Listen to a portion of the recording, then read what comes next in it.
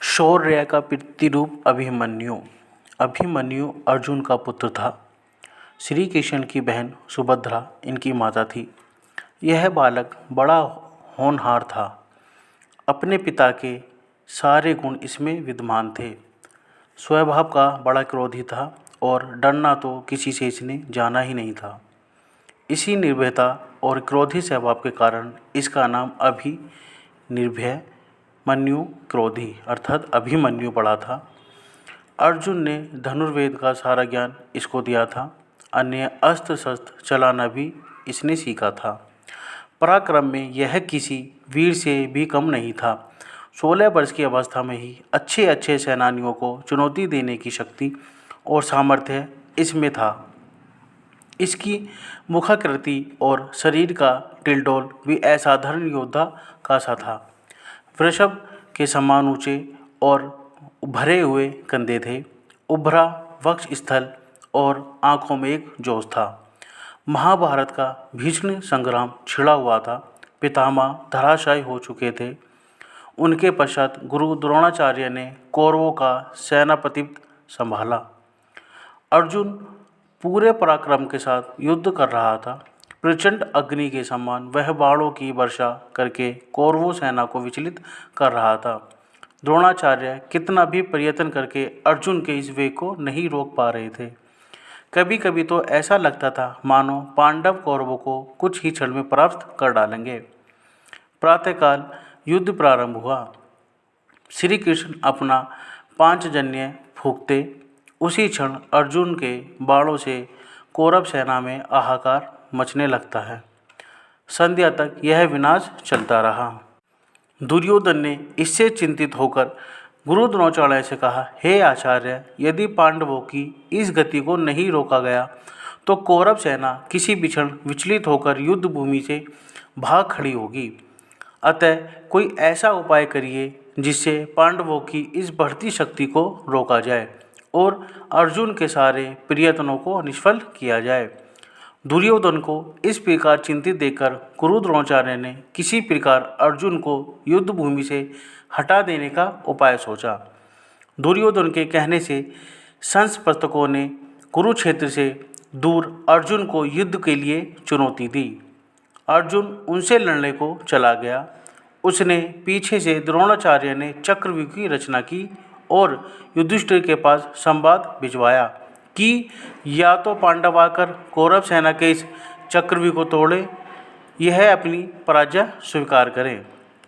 जब संवाद युधिष्ठिर के पास पहुंचा तो वे बड़ी चिंता में पड़ गए, क्योंकि अर्जुन के सिवा चक्रव्यूह को तोड़ना कोई पांडव नहीं जानता था। अर्जुन बहुत दूर संस्पर्शकों से युद्ध कर रहा था। चक्रव्यूह तोड़ने में अपने आप को असमर्थ देखकर पांडव के शिविर में तिराही तिराही मच उठी। युधिष्ठिर, भीम, धृष्टद्युम्न आदि कितने ही पराक्रमी योद्धा थे जो बड़े से बड़े पराक्रमी कौरव सेनानी को चुनौती दे सकते थे, लेकिन चक्रव्यूह तोड़ने का कौशल किसी को नहीं आता था। वह ऐसा व्यूह था जिसमें पहले तो घुसना और उसको तोड़ना ही मुश्किल था और फिर सफलतापूर्वक उसमें से बाहर निकलना तो और भी दुष्कर कार्य था।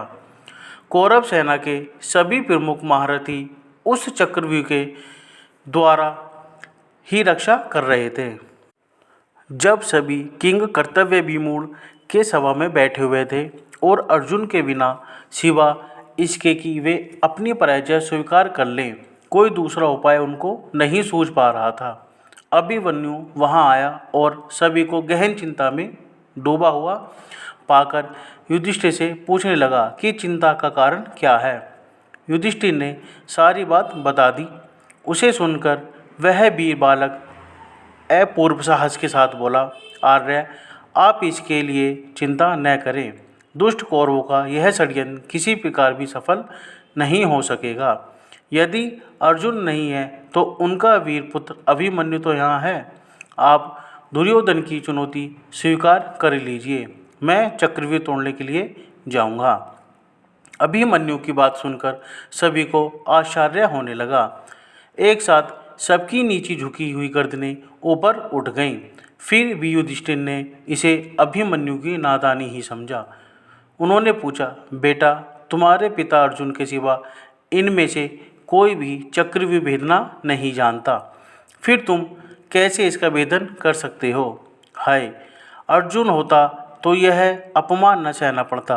संध्या काल तक भी वह गांडी बंदना नहीं आ सकेगा, और पांडवों की यह सेना जिसको लेकर वह प्रचंड वीर अभी तक युद्ध कर रहा है, अपने अस्त्र डालकर कौरवों से पराजय स्वीकार कर लेगी। हाय हाय क्रूर विधाता! यह कहकर युधिष्ठिर अधीर हो उठे। उसी क्षण अभिमन्यु ने सिंह की तरह गरज कर कहा, आर्य, आप मुझे बालक न समझे। मेरे रहते पांडवों का गौरव कभी नहीं मिट सकता। मैं चक्रव्यूह को भेदना जानता हूँ। पिता ने मुझे चक्रव्यूह के भीतर घुसने की क्रिया तो बतला दी, लेकिन उससे बाहर निकलना नहीं बताया था। आप किसी प्रकार चिंता न करें, मैं अपने पराक्रम पर विश्वास करके चक्रव्यूह को तोड़ूंगा और उससे बाहर भी निकल आऊँगा। आप चुनौती स्वीकार कर लीजिए और युद्ध के लिए मुझे आज्ञा देकर शंख बजा दीजिए। उस दुर्योधन को संदेश भिजवा दीजिए कि वीर धनंजय का पुत्र अभिमन्यु उनकी सारी चाल को निष्फल करने के लिए आ रहा है। कितनी ही बार अभिमन्यु ने इसके लिए हठ किया। परिस्थिति भी कुछ ऐसी थी, युधिष्ठिर ने उसकी आज्ञा दे दी। अभिमन्यु अपना धनुष लेकर युद्ध भूमि की ओर चल दिया। उसकी रक्षा के लिए भीमसेन, धृष्टद्युम्न और सात्यकी चले। चक्रव्यूह के पास पहुंचकर अभिमन्यु ने बाणों की वर्षा करना आरंभ कर दिया और शीघ्र ही अपने पराक्रम से उसने पहले द्वार को तोड़ दिया और वह तीर की सी गति से व्यूह के अंदर घुस गया। लेकिन भीमसेन, सात्विक और धृष्टद्युम्न उसके पीछे व्यूह में नहीं घुस पाए। उन्होंने कितना ही पराक्रम दिखाया, लेकिन जयद्रथ ने उनको रोक दिया और वहीं से अभिमन्यु अकेला रह गया।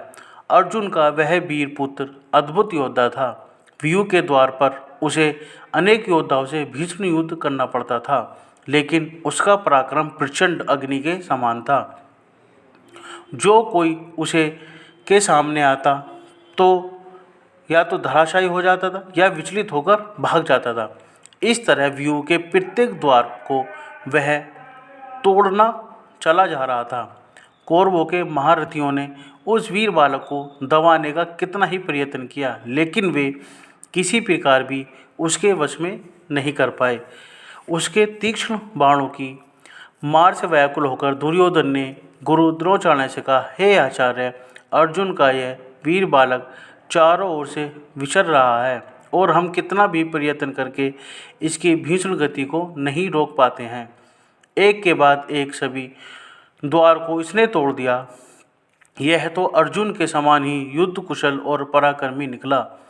अब तो पांडवों को किसी प्रकार पराजित नहीं किया जा सकता। इसी प्रकार कर्ण ने भी घबराकर द्रोणाचार्य से कहा, हे गुरुदेव, इस पराक्रमी बालक की गति देखकर तो मुझको भी आश्चर्य हो रहा है। इसके तीक्ष्ण बाण मेरे हृदय को व्याकुल कर रहे हैं। यह ठीक अपने पिता अर्जुन के समान ही है। यदि किसी प्रकार इसको ना रोका गया तो हमारी यह चाल व्यर्थ चली जाएगी। अतः किसी तरह से इसको चक्रव्यूह से जीवित नहीं निकल देना चाहिए। द्रोणाचार्य अभिमन्यु की वीरता देखकर कुछ क्षणों के लिए चिंता में डूब रहे। अर्जुन के उस वीर पुत्र के कर्ण, दुशासन आदि महारथियों को पराजित कर दिया था और राक्षस अलंबुश को युद्ध भूमि से खदेड़कर ब्रदहाल को तो जान से मार डाला था। दुर्योधन के सामने ही उसके बेटे लक्ष्मण को भी उसने मार डाला था। बड़े बड़े शूरवीर खड़े देखते रह गए और प्रचंड अग्नि की लपट की तरह सबको भस्म करता हुआ चक्रव्यूह को तोड़कर अंदर घुस गया।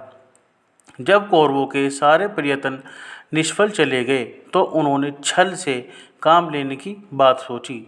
अलग अलग लड़कर कोई भी महारथी अभिमन्यु से नहीं जीत सकता, लेकिन उन्होंने मिलकर उस पर आक्रमण करने का निश्चय किया।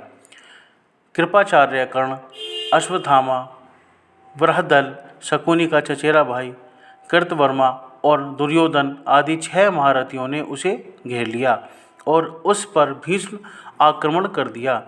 कर्ण ने अपने बाणों से उस बालक का धनुष काट डाला। भोज ने उसके घोड़े को मार डाला और कृपाचार्य ने उसके पार्श्व रक्षक के प्राण ले लिए।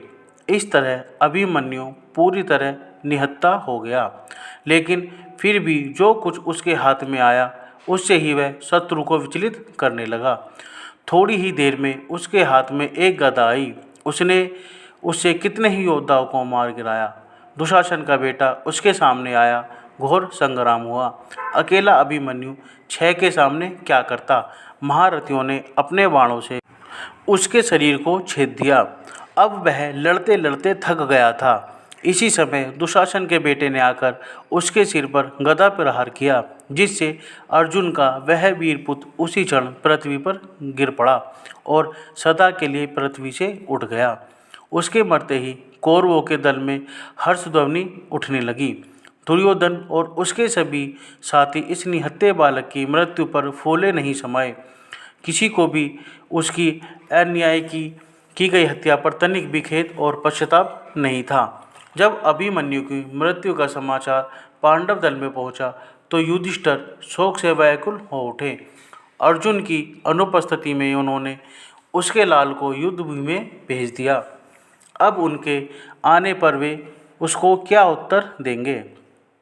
इस संताप का उनके हृदय को व्याकुल कर रहा था। भीम भी अपने भतीजे की मृत्यु पर रोने लगा। वीर अभिमन्यु की मृत्यु से पांडवों के पूरे शिविर में हाहाकार मच गया। शंख-पुस्तकों से युद्ध समाप्त करके जब अर्जुन वापस आया तो वह दुखपूर्ण समाचार सुनकर मूर्छित हो उठा और अभिमन्यु के लिए आर्त स्वर से रुंदन करने लगा। श्री कृष्ण ने उसे काफ़ी धैर्य बंधाया, लेकिन अर्जुन का संताप किसी प्रकार भी दूर नहीं हुआ। प्रतिशोध की आग उसके अंदर में धधकने लगी और जब तक जयद्रथ को मारकर उसने अपने बेटे के खून का बदला ना ले लिया तब तक उसको संतोष नहीं आया। श्री कृष्ण को भी अभिमन्यु की मृत्यु पर कम दुख नहीं हुआ था, लेकिन वो तो योगी थी, बालक की तरह रोना उन्हें नहीं आता था। प्रतिशोध की आग उनके अंदर भी जल रही थी। उन्होंने स्पष्ट कहा था कि अपने भांजे अभिमन्यु की मृत्यु का बदला लिए बिना वह नहीं मानेंगे। अभिमन्यु की स्त्री का नाम उत्तरा था। वह मत्स्य नरेश विराट की पुत्री थी। अज्ञातवास के समय अर्जुन विराट के यहाँ उत्तरा को नाचने गाने की शिक्षा देते थे। बाद में विराट को सारा हाल मालूम हो गया था, इसलिए लोकापाद के डर से वह अपनी पुत्री का विवाह अर्जुन के सिवा किसी अन्य पुत्र के साथ नहीं करना चाहते थे।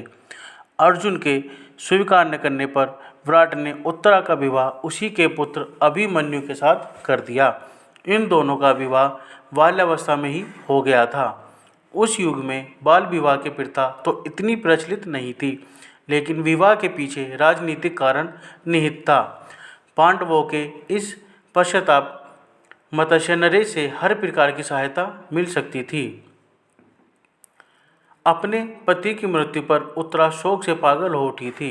श्री कृष्ण ने उसे कितना ही समझाया, लेकिन फिर भी कितने ही दिनों तक उसका रुंदन एक क्षण को भी नहीं रुका था। वह उस समय गर्भवती भी थी। आततायी अश्वत्थामा ने पांडवों के वंश को समूल नष्ट कर देने के लिए इस गर्भस्थ बालक पर ब्रह्मास्त्र का प्रयोग किया था, लेकिन श्री कृष्ण ने उसे रोक लिया था और इस प्रकार श्री कृष्ण ने ही पांडवों के कुल की रक्षा की। निश्चित अवधि के पश्चात उत्तरा के गर्भ से बालक का जन्म हुआ। चूँकि सभी कुछ क्षय हो जाने के पश्चात इस बालक का जन्म हुआ था, इसलिए इसका नाम परीक्षित रखा गया। सभी पांडवों की वंश परंपरा को आगे बढ़ाने वाला हुआ।